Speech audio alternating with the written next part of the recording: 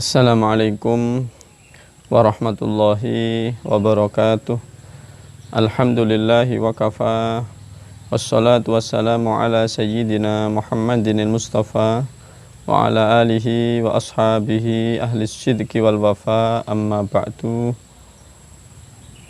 Alhamdulillah, pada kesempatan kali ini kita bisa bareng-bareng ngaji, tadabbur, tafakkur atas ayat-ayat Allah Subhanahu wa Ta'ala. Mudah-mudahan dengan mengkaji ayat-ayat Allah ini kita bisa mendownload rahmat Allah, mendownload syafaat baginda Rasulullah Muhammad sallallahu alaihi wasallam. Salawat salam mudah-mudahan tercurah limpahkan kepada baginda Rasulullah Muhammad sallallahu alaihi wasallam, sosok manusia yang kita dambakan syafaatnya nanti di akhirat hingga kita bersama-sama bisa menuju surga Allah Subhanahu wa Ta'ala. Hadirin hadirat, musyahidin musyahidat rahimakumullah, pada kesempatan kali ini kita bacakan ayat dari surah An-Nahl ayat 98. Bismillahirrahmanirrahim. Fa'idha qara'tal qur'ana fasta'id billahi minasyaitonir rajim. Kajian ini saya ambil dari kitab Rawai'ul Bayan, yaitu sebuah kitab tafsir tentang ayat ahkam yang ditulis oleh Syekh Ali As-Sobuni, yang dulu kami diajar oleh guru kami Dr. Kiai Haji Musta'in Syafi'i ketika di Tebuireng. Bapak Ibu rahimakumullah, ayat ini sengaja kita pilih terutama bagi panjenengan yang memulai memondokkan anaknya di Pondok Darussalam ini, sebuah upaya untuk kita yang mendapatkan dzurriyyatan thayyibah, mendapatkan keturunan yang baik, keturunan yang sholih sholihah sebagai aset kebahagiaan kita baik di dunia ini maupun di akhirat. Sebagaimana yang disampaikan Al-Ustadz Dr. Syakur kepada kami, panjenengan semua ini adalah wali santri pada jurusan tahfidz, pada jurusan di mana anak-anak panjenengan dikhususkan untuk menghafalkan Al-Quran. Lah, ini kemudian menjadi penting ayat ini, karena dalam ayat ini Allah berfirman, fa'idha qara'tal Qur'an, ketika engkau ingin memulai. Ini ayatnya fa'idha qara'ta, tapi dalam memahaminya harus ditambahkan, yaitu idza aradta an taqra'al Qur'an. Jadi maunya kalau engkau hendak memulai, gitu ya. Kalau engkau hendak memulai membaca Al-Quran, fasta'id billah, maka mintalah perlindungan kepada Allah Subhanahu wa Ta'ala minasyaitonir rajim, dari setan yang terkutuk. Bapak Ibu yang dimuliakan oleh Allah, kenapa kemudian kita ini disuruh untuk minta perlindungan kepada Allah dari godaan syaitan ketika hendak memulai Al-Quran? Padahal sejatinya sebagaimana dalam surah Al-Falaq, kita ini memang berlindung dari makhluk Allah yang jelek-jelek, makhluk Allah yang punya kemungkinan untuk menggoda kita, mengganggu kita di semua kesempatan. Min syarri ma khalaq. Al-Imam At-Tantawi dalam tafsir Al-Wasid mengatakan bahwasanya Al-Quran ini ditempatkan sebagai masdaru hidayah, yaitu sumber dari hidayah, dan setan ini ditempatkan sebagai masdarud dhalal, yaitu sumber dari kesesatan. Maka sebagai kedua kutub yang bertentangan ini, maka kemudian setan itu punya jurus khusus. Kemudian setan itu punya cara yang lain daripada yang lain untuk mengganggu siapapun, yang ingin mengkaji Al-Quran, mengganggu siapapun yang ingin belajar tentang Al-Quran, yang ingin mendapatkan hidayah dari Al-Quran. Oleh karena itu penting kiranya anak-anak kita didik untuk berlindung kepada Allah dari godaan apapun nanti yang mengganggu proses mengaji mereka di pondok ini, apapun yang mengganggu mereka dalam proses menghafal Al-Quran. Dan tentu ini adalah level pertama gitu ya. Nanti setelah menghafal harapannya adalah fahman, kemudian wa amalan. Harapannya setelah hafal anak-anak kita semua ini bisa fahman, bisa memahami, dan tentunya nantinya bisa wa amalan, bisa mengamalkan Al-Quran ini. Dan tentu itu akan ada rintangan-rintangan. Tentu itu nanti akan memenuhi hambatan-hambatan, menghadapi hambatan-hambatan. Yang kemungkinan hambatan itu tidak hanya berasal dari anak. Mungkin juga nanti setan itu akan membisiki kita sebagai wali santrinya untuk membatalkan niat mulia mengaji Al-Quran ini. Maka di sanalah titik korelasinya. Apa pentingnya kita memahami ayat ini? Fa idza qara'tal Qur'ana fasta'id billahi minasyaitonir rajim. Guru kami Dr. Kiai Haji Musta'in Syafi'i dalam satu kesempatan menyampaikan, kalau kita ingin mengajar anak-anak kita Al-Quran, ingin mendidik mereka tentang Al-Quran, baik baca ataupun level berikutnya, selalulah kalian untuk berta'awud, selalulah kalian untuk beristi'adzah. Kenapa demikian? Kata beliau, wong ngulang Al-Quran iku sering-seringi emosional. Kenapa emosional? Karena syaitanlah yang membakar emosi kita. Karena setanlah yang kemudian membuat kita lebih mudah terpicu emosinya ketika mendidik anak-anak kita dalam kajian Al-Quran ini. Mungkin nanti panjenengan, Bapak Ibu, wali santri yang mulia, diuji oleh Allah ekonominya, diuji oleh Allah kesehatannya, diuji oleh Allah ada bisikan-bisikan dari orang lain, dari tetangga, atau melihat orang lain yang anaknya tidak mondok tapi sukses, anaknya tidak ngapalin Quran tapi prestasinya bagus. Sekali lagi, jangan bergeming, yakinlah investasi yang kita lakukan, yaitu mendidik anak-anak kita, mengaji Al-Quran, memondokkan mereka, inilah sebaik-baik investasi. Inilah sebaik-baik akses kita untuk mendapatkan kehidupan yang lebih bahagia, baik di dunia ini maupun di akhirat nanti. Sebagai satu motivasi buat kita, teringat apa yang ada di dalam kitab Al-Adab Al-Mufrad, sebuah kitab hadis yang ditulis oleh Al-Imam Al-Bukhari.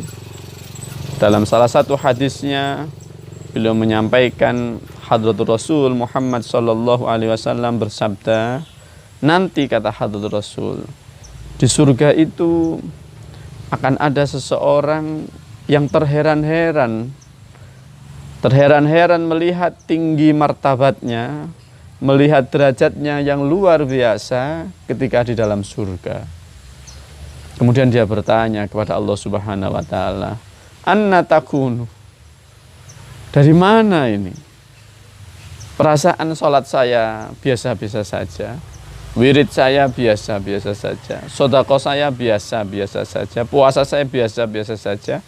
Tapi kok bisa saya ini mendapatkan derajat yang begitu besar ini? Apa kata Allah? Bistighfari waladika lak. Derajatmu yang luhur ini, derajatmu yang tinggi ini adalah karena anakmu yang beristighfar untukmu.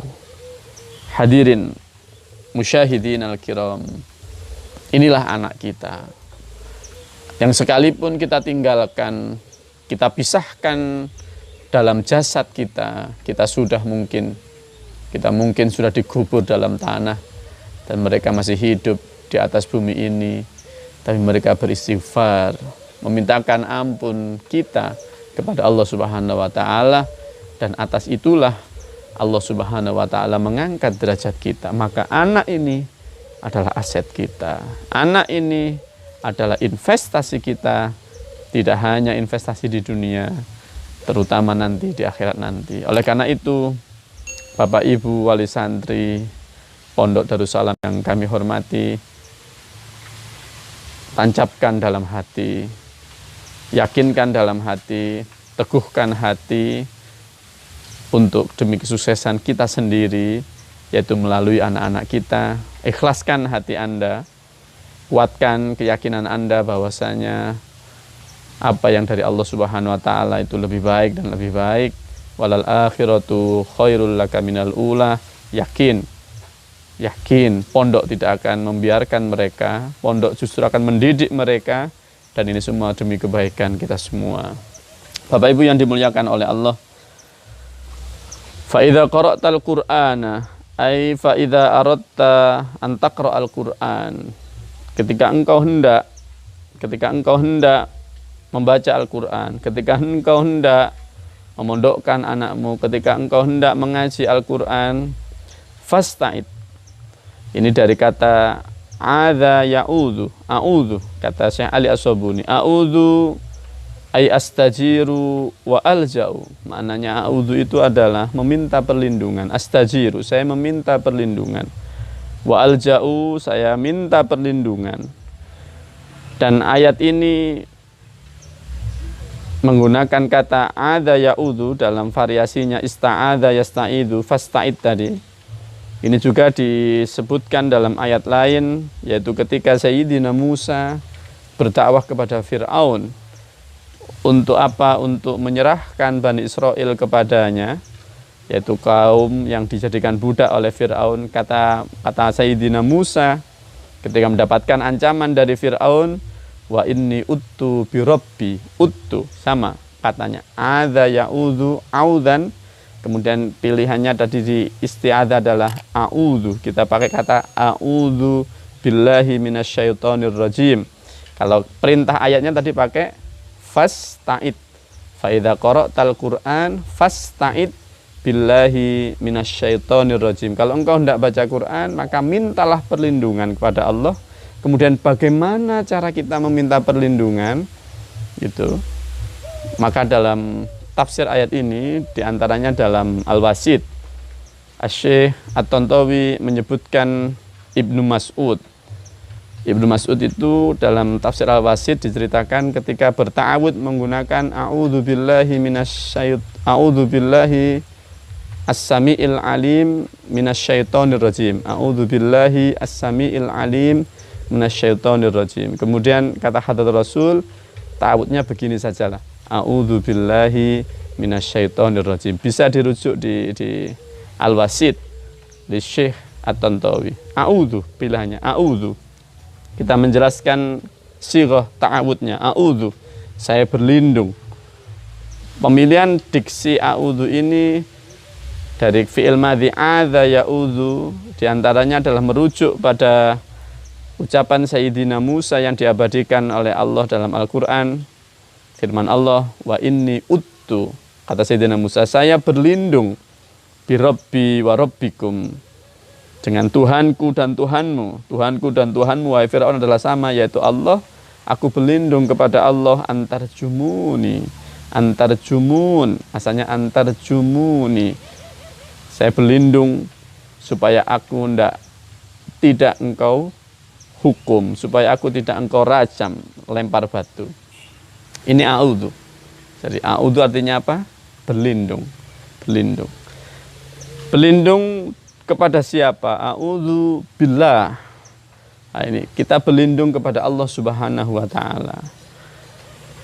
Kita harus menata mindset kita bahwasanya yang maha hebat, yang maha kuat itu adalah Al-Khaliq, pencipta.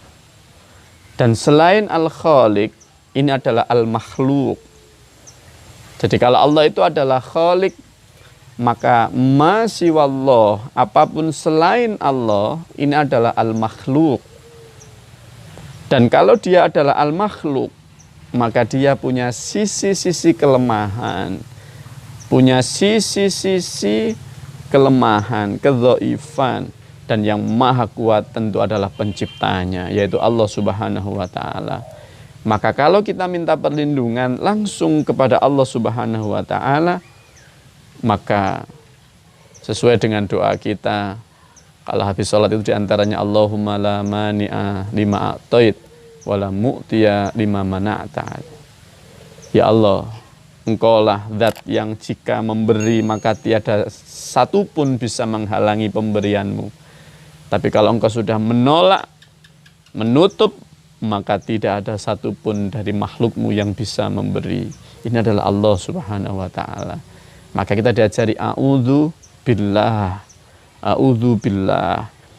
Maka marilah kita melepas ego kita. Boleh jadi hari ini kita sebagai pejabat, kita punya power, kita punya kekayaan, kita punya kesehatan. Tapi itu bukan satu-satunya yang menjadikan kita terlindungi dari kejahatan-kejahatan, dari kejelekan-kejelekan. Tidak. Karena sejatinya kesehatan ini adalah milik Allah. Karena sejatinya jabatan ini adalah dari Allah. Kalau Allah sudah berkehendak, innama amruhu idza arada syai'an ayyakula lahu kun fayakun, akan hilang.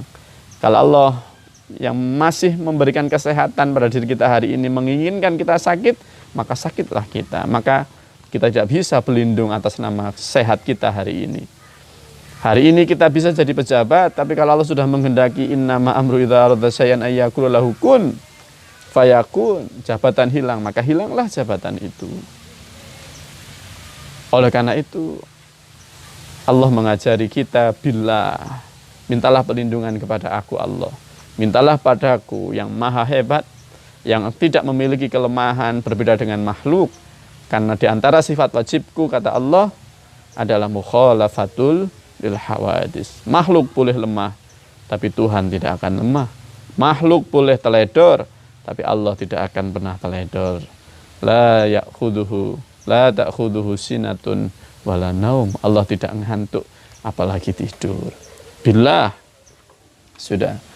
A'udzu billah, saya berlindung kepada Allah. Dari siapa aku berlindung? Minasyaiton, dari syaitan. Siapakah syaitan ini? Apakah dia hanya makhluk Allah dari golongan jin atau seperti apa?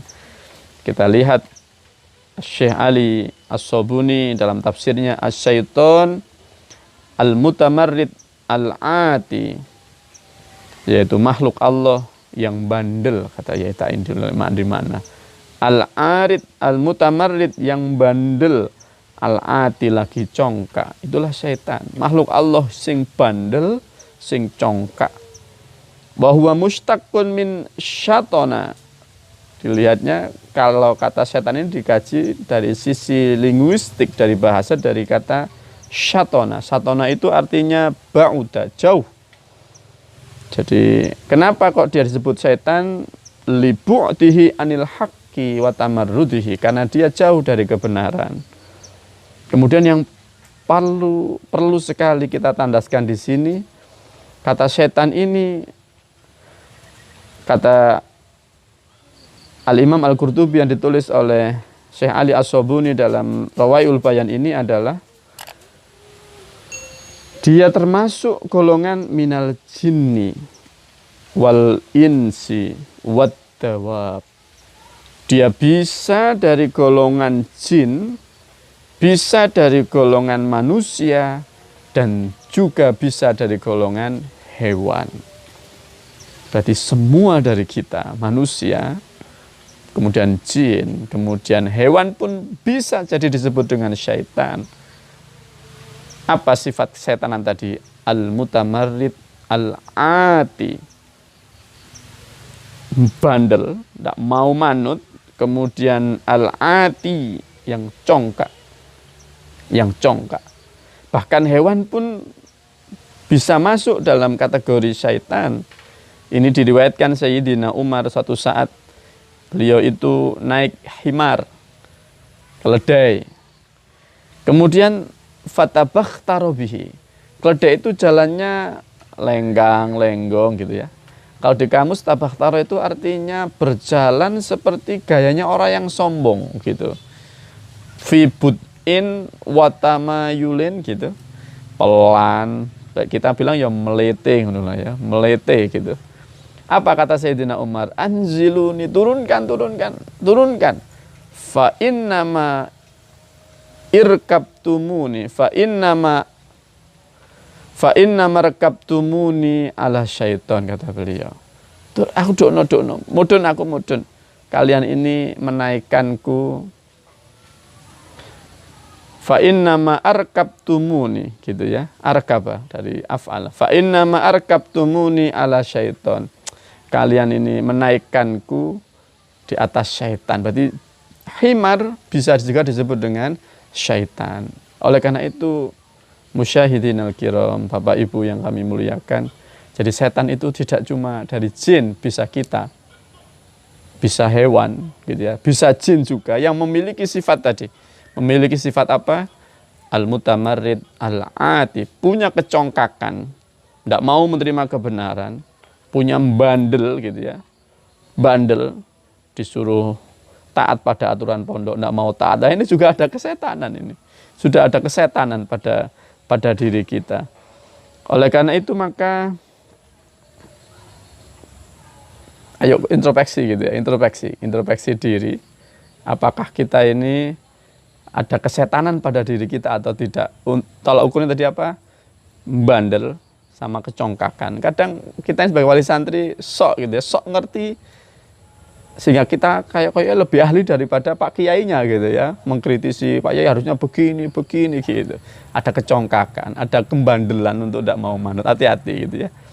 Kalau bahasa Quran syayatinil insi wal jin, ada ins yang punya kesetanan, ada jin juga yang punya kesetanan. Sudah. Terakhir adalah a'udzubillahi minasyaiton ar-rajim. Ar-rajim maknahu al-marjum, yaitu yang dilaknat gitu ya.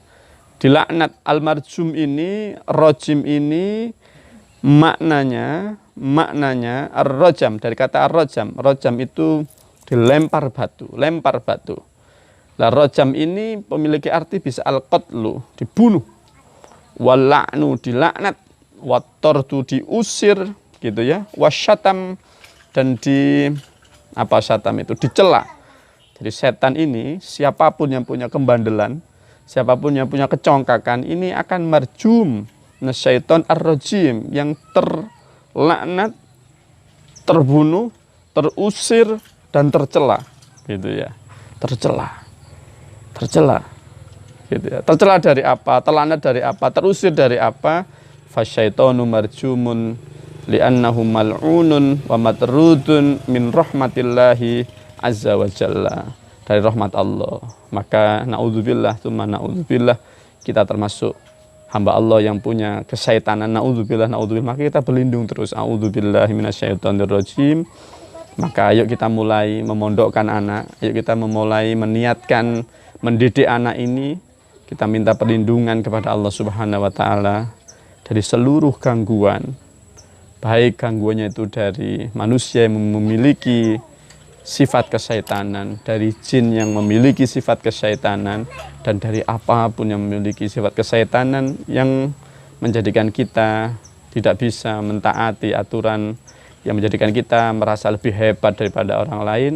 Dan terakhir, wal makna, kata Syekh Ali As-Sobuni, astajiru wa alja'u ilallah, saya berlindung kepada Allah, wa atasimu bihi, saya berlindung kepada Allah Subhanahu wa taala, min syarris syaiton, dari kejelekan syaitan, al-ati, yang congkak, al-mutamarid, yang bandel, alladzi yuridu ayyaghwiyani wa yudhillani, yang berkehendak, bertujuan ingin menyesatkanku. Maka ayo niatnya mondokkan yang benar, dari gangguan-gangguan itu ayo kita sterilisasi sekarang, kita hilangkan semua. Wa ahtami bil khaliq, dan saya berlindung dengan Allah Subhanahu wa taala, yang Allah ini as-sami, al-alim, yang maha mendengar dan maha mengetahui apapun yang ada pada diri kita.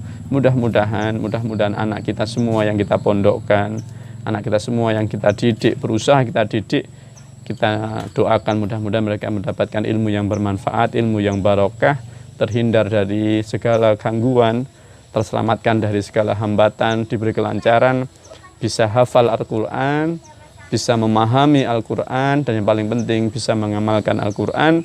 Hadanallahu wa iyyakum ajma'in. Allahul muwaffiq ila aqwamit thoriq. Wassalamualaikum warahmatullahi wabarakatuh.